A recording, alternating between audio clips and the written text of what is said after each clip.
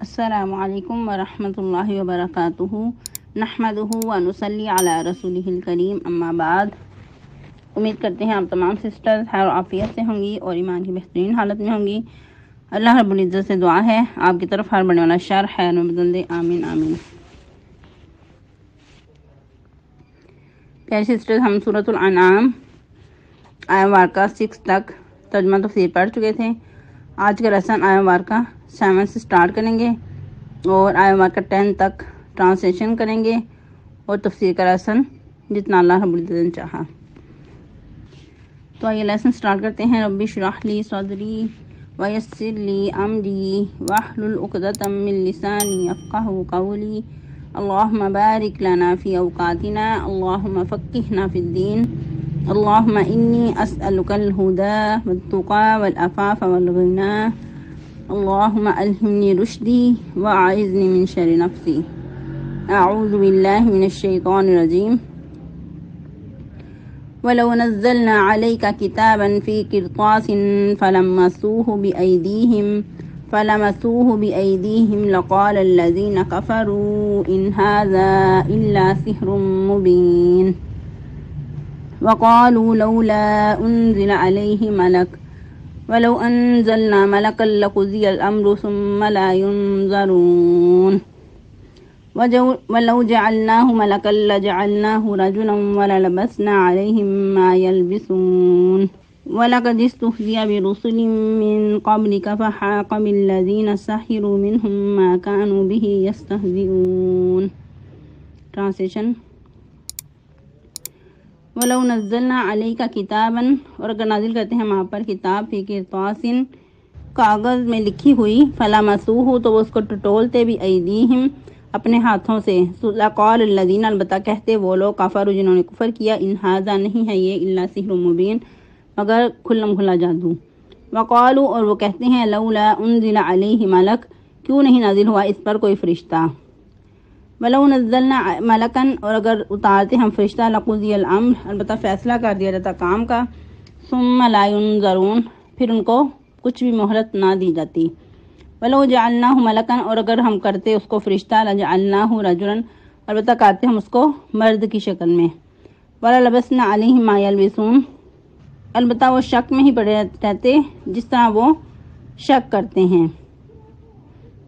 وَلَقَدِ اسْتُهْزِئَ بِرُسُلٍ مِّن قَبْلِكَ، اور البتہ مذاق اڑائے گئے پیغمبر اس سے پہلے، فَحَاقَ بِالَّذِينَ سَخِرُوا، تو گھیر لیا ان لوگوں کو جو مذاق کرتے تھے،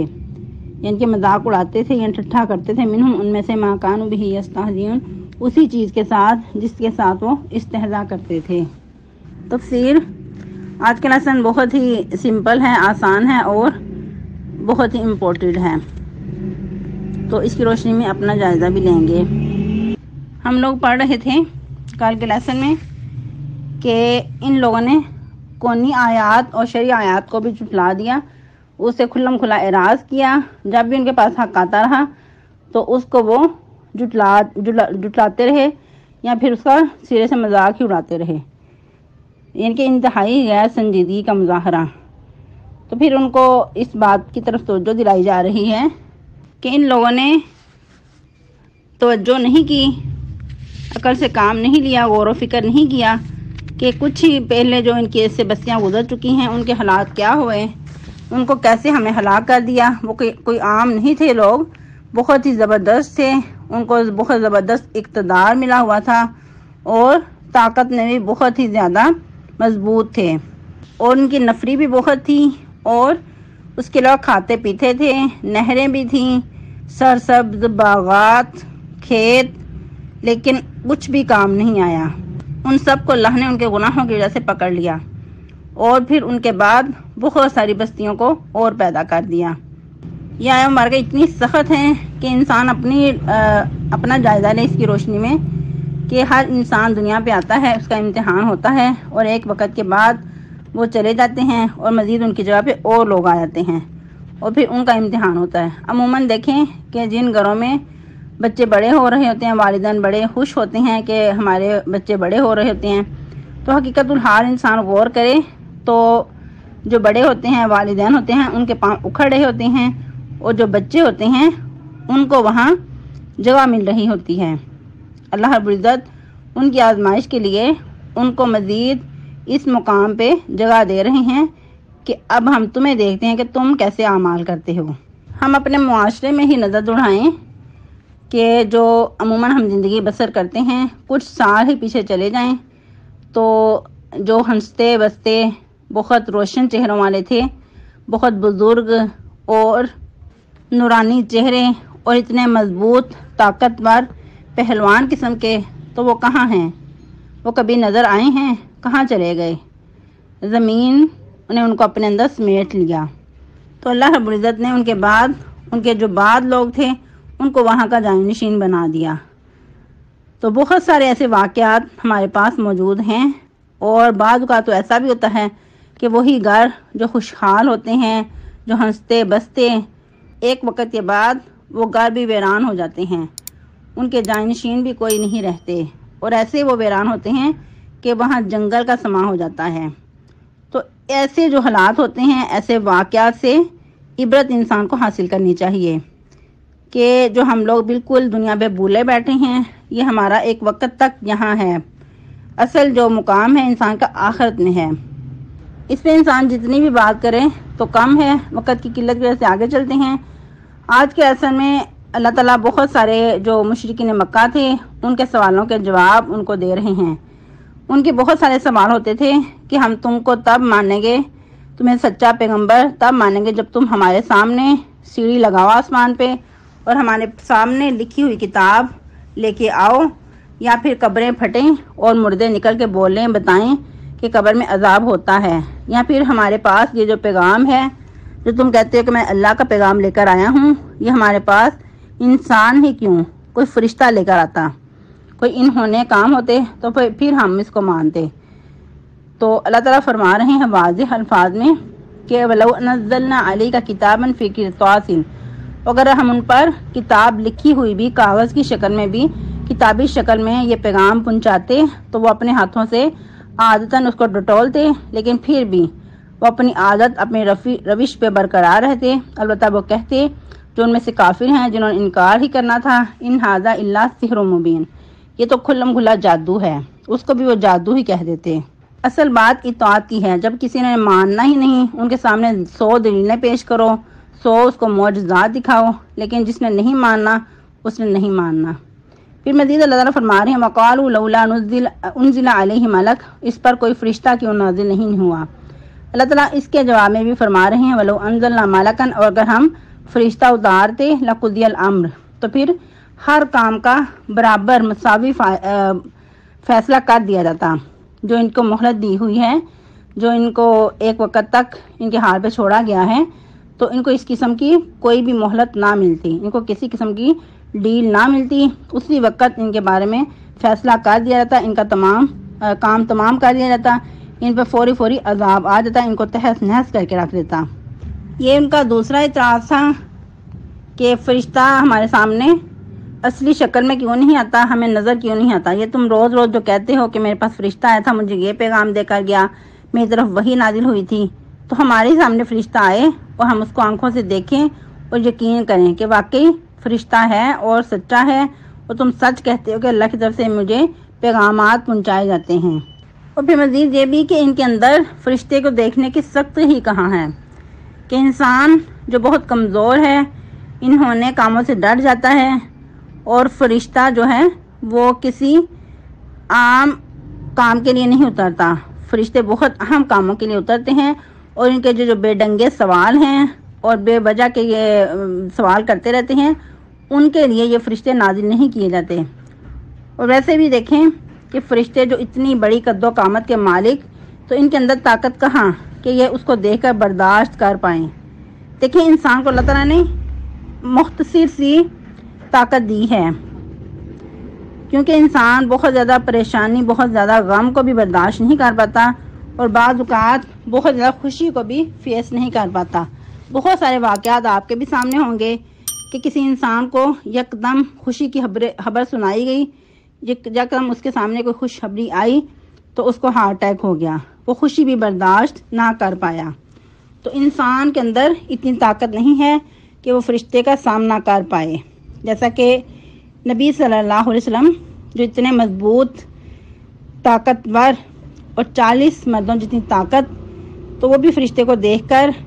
ڈر گئے اور ان پہ کپ کپی طاری ہو گئی۔ زندہ مثال آپ کے سامنے، غار حرا میں جب فرشتہ آیا اس وقت کتنی کپ کپی طاری ہو گئی، اور جب اماں خدیجہ رضی اللہ تعالی عنہا کے پاس واپس تشریف لائے اور کہا کہ زمیلونی زمیلونی، اے عائشہ خدیجہ مجھے کپڑا اڑا دو، کپڑا اڑا دو، مجھے تو اپنی جان کا بھی خطرہ ہے۔ تو یہ ایک انسانی نیچر ہے کہ انسان انہوں معاملات برداشت نہیں کر پاتا، اور پیغمبر جو اتنے مضبوط، طاقتور اس چیز کو برداشت نہیں کر پائے، تو عام انسان جو کہ اعتراضات کے پرندے باندھے ہوئے ہیں ان کے اندر کہاں اتنی سخت کہ فرشتے کو فیس کر پائیں۔ نبی صلی اللہ علیہ وسلم نے جبرائیل السلام کو 2 بار دیکھا اصلی شکل میں۔ فرماتے ہیں کہ ان کے 600 پر تھے اور اتنی بڑی قد و قامت کے مالک کہ انہوں نے افق کو ڈھانپا ہوا تھا، مشرق سے لے کے مغرب تک، اور کرسی پر پراجمان تھے۔ اور جب نبی صلی اللہ علیہ وسلم کو آہٹ محسوس ہوئی، نظر مبارک اٹھا کے دیکھی تو جبرائیل السلام اس طرح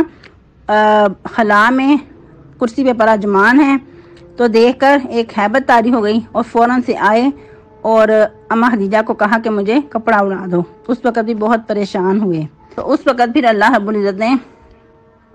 ارشاد فرمایا، یا ایھا المدثر قم فانذر وربک فکبر وثیابک فطہر والرجز فہجر، تب یہ آیت مبارکہ نازل ہوئی۔ ورنہ عموماً جبرائیل السلام اور مختلف شکلوں میں آیا کرتے تھے، کبھی تو انسانی شکل میں آتے اور کبھی بناہٹ محسوس ہوتی اور پتہ چلتا کہ وہی نازل ہوئی ہے۔ اور جیسا کہ پہلے بھی آپ بارہا سن چکے کہ بعض اوقات اما جان عائشہ صدیقہ رضی اللہ تعالیٰ عنہ فرماتی ہیں کہ ہم سمجھتے کہ نبی صلی اللہ علیہ وسلم کو صحابی رسول ملنے آئے ہیں سیدنا دہیہ کلبی، تو بعد میں پتہ چلتا کہ آپ صلی اللہ علیہ وسلم نے بتایا کہ میرے پاس ابھی جبرائیل آئے تھے، اس وقت ہمیں پتہ چلتا کہ یہ تو جبرائیل تھے، یعنی کہ اتنی زیادہ ان کے ساتھ شباخت تھی دہیہ کلبی رضی اللہ تعالیٰ عنہ کے ساتھ۔ تو یہ جبرائیل اسلام کا اصلی شکل میں آنا بھی نبی صلی اللہ علیہ وسلم کے ساتھ ہی مختص تھا، یعنی کہ ان کو ہی یہ خاص اعزاز حاصل تھا۔ اور باقی انبیاء کے بارے میں ابھی تک کوئی ایسی میرے سامنے کوئی دلیل نہیں آئی کہ جبرائیل اسلام ان کے پاس اصلی شکل میں آئے ہوں۔ البتہ فرشتے اور آتے اور مختلف شکلوں میں آتے اور بعض اوقات انسانی شکل میں بھی آتے۔ اس طرح کے بہت سارے واقعات ملتے ہیں باقی نبیوں کے بارے میں، جس طرح کے بہت سارے واقعات آپ لوگوں نے بھی سنے ہوں گے مشہور و معروف کہ سیدنا ابراہیم، سیدنا لوط علیہ السلام، سیدنا داؤد علیہ السلام ان کے پاس انسانی شکل میں آئے۔ اور ایک واقعہ اور بھی ملتا ہے، سیدنا داؤد علیہ السلام کے پاس ایک مرتبہ انسانی شکل میں ایک بزرگ آئے۔ اور یاد ہے کہ یہ جو واقعہ بیان کیا جا رہا ہے اس کی اتھینٹسٹی کا مجھے نہیں علم، ہو سکتا ہے کوئی اسرائیلی روایات میں سے ہو۔ البتہ جو سمجھنے کی بات کہ فرشتہ آیا انسانی روپ میں اپنا یعنی کہ حلیہ بدل کر اور داؤد علیہ السلام کو ملے، اور داؤد علیہ السلام نے پوچھا کہ داؤد کیسا تم نے پایا، یعنی کہ داؤد کو کیسا پایا، کیسا بندہ ہے، تمہارے ساتھ کیسے معاملات کرتا ہے۔ تو انہوں نے کہا کہ داؤد بہت ہی اچھا بندہ ہے، لیکن ایک اس کے اندر کمی ہے کہ کاش وہ اپنے ہاتھ کی کمائی سے کھائے، کیونکہ آپ کو پتہ ہے کہ جو بڑی شخصیات ہوتی ہیں، بڑے عہدے پہ فائز ہوتے ہیں، ان کے پاس اتنا ٹائم نہیں ہوتا کہ اپنے لیے وہ کاروبار کر سکیں، اور ان کو پھر اجازت ہوتی ہے کہ وہ بیت المال میں سے بھی اپنا خرچ چلا سکتے ہیں۔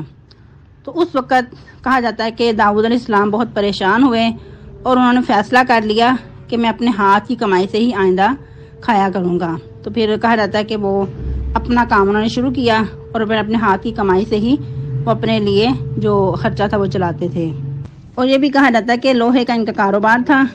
اور اس قسم کی دلیل تو قرآن سے بھی ملتی ہے کہ وَأَلَنَّا لَهُ الْحَدِيدَ، کہ لوہے کو ہم نے ان کے لیے نرم کر دیا تھا، ان کے لیے تانبے کا چشمہ بہا دیا تھا۔ اور یہ بھی کہ اتنا نرم، یوں کہہ لیں کہ جس طرح ہم اپنے ہاتھ میں موم لیں اور اس کو اتنا نرم ہوتا ہے جس طرح مرضی اس کو موڑ لیں تو وہ اچھی طرح میرے ہاتھ میں وہ ڈال جاتا ہے۔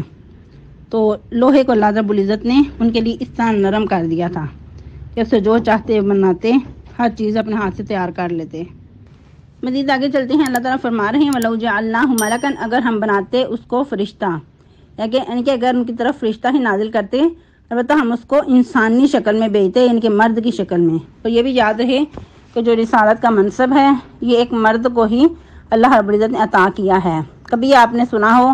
کہ کسی عورت کو اللہ تعالیٰ نے نبوت عطا کی ہو؟ اگرچہ سیدہ مریم کے بارے میں اختلاف ہے، لیکن یہ صریح واضح ہے کہ ان کو نبوت عطا نہیں کی گئی تھی، نبوت ان کو نہیں ملی۔ ویسے وہ بہت نیک تھیں، پاکیزہ تھیں، صدیقہ تھیں،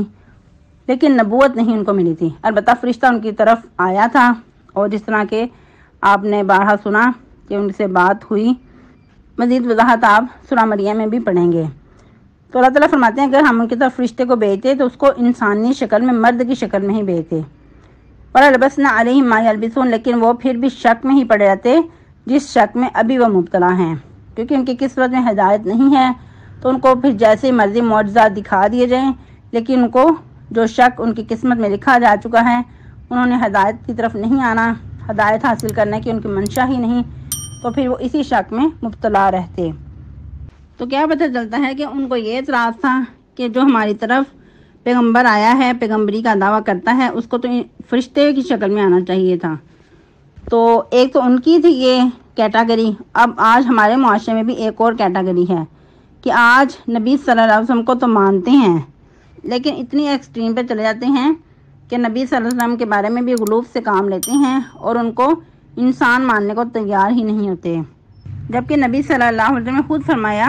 کہ میں ایک بشر ہی ہوں، تمہاری ہی طرح کا ایک انسان ہوں، البتہ اللہ نے میری طرف نبوت عطا کی ہے، مجھے ایک ذمہ داری دی ہے، مجھے منصب دیا ہے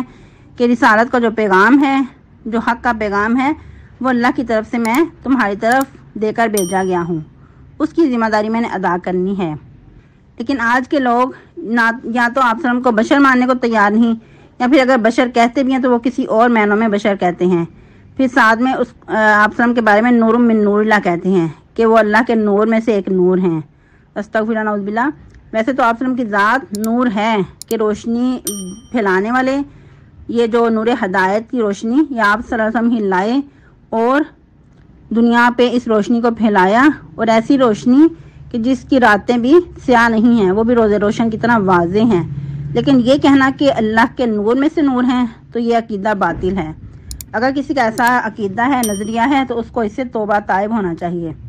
ورنہ ایسے عقیدے کی بھی اصلاح ممکن نہیں ہے۔ ایسا عقیدہ بھی توحید والا عقیدہ نہیں ہو سکتا۔ آج کے لیے اتنا ہی کافی ہے۔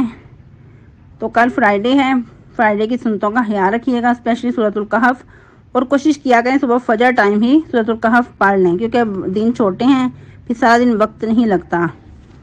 اور اس کے علاوہ درود شریف کی کثرت، مسواک اور صدقہ خیرات، اور بیماروں کے لیے شفائے کاملہ عاجلہ کی دعا کرنی ہے،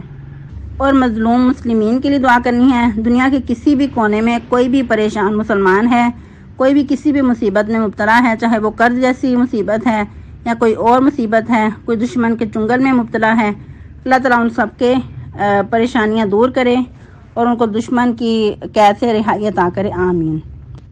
اور آپ لوگوں نے لیسن اچھے سے یاد کرنا ہے اور سنانا بھی ہے، چھٹی نہیں کرنی۔ سبحانک اللہم ربنا وبحمدک، نشہد ان لا الہ الا انت، نستغفرک ونتوب الیک۔ والسلام علیکم ورحمۃ اللہ وبرکاتہ۔